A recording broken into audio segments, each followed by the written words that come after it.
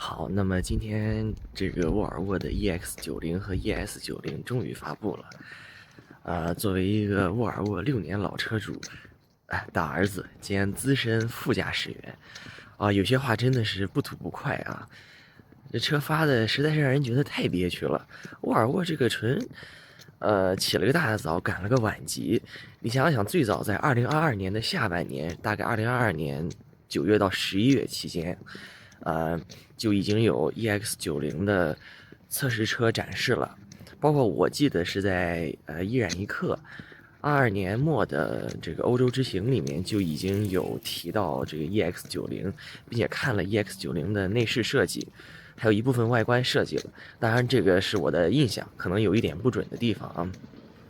那总之就是这车捂了大概3年半的时间才放出来。我就很想问一问，这个车3年半之前发布的时候，蔚来的 ES8还在1代，理想的 L9刚开始交付，产能还没有完全上来。那你捂着3年半，现在黄花菜都凉了，ES8出到第3代，L9也要出 Levis 版了，那这个在图什么呢？对吧？这就让我觉得简直不可思议啊！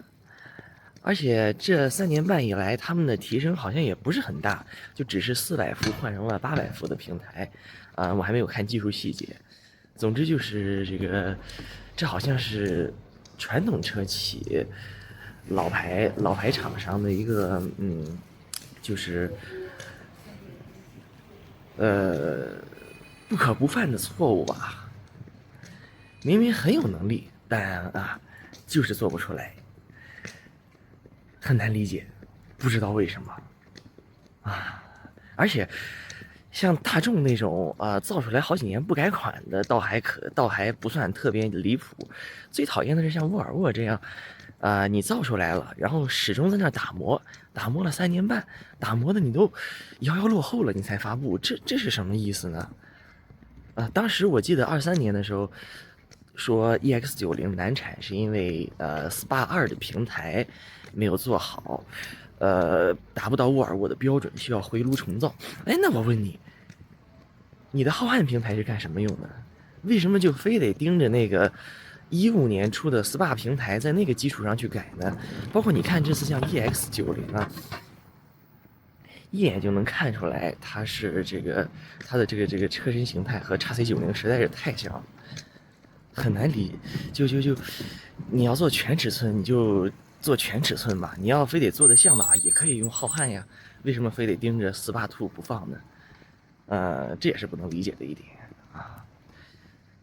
总之，低配 Plus 5399，高配6099，Ultra 是6099，这个价格，我觉得作为预售价来说也没有任何的竞争力。当然，考虑到沃尔沃的这个一直以来都非常巨大的终端优惠，我觉得优惠完了以后，低配差不多和极氪 8X 的入门款，高那么一点点或者一样，就还能卖吧。然后高配的话，大概和ES8和这个买电版和买断电池的 ES8差不多价格，其实也多少能卖出去一些总之我现在越来越觉得，高端大型纯电 SUV，当这3个词组合在一起的时候呢，你就要么搞闪充，要么搞换电。那未来的换电已经被证明是可行的，并且 ES8这回是真卖爆了爆了。那闪充这一块呢，比亚迪是一直以来最有做通这件事情的潜质的，但是鉴于他们比较抽象的产品规划，总能端出来一些高不成低不就的东西来，或者说拿着最好的技术做出来的却不是最好的体验。总之，它还是很有潜力的，而且依然是最有潜力的那一个。毕竟它手握闪充这个非常牛逼的技术。至于其他的品牌那就自求多福吧。我觉得还是做可能像极氪那样，多做一些超级混动，其实也不失为一种好办法。好，那就说这些，晚安。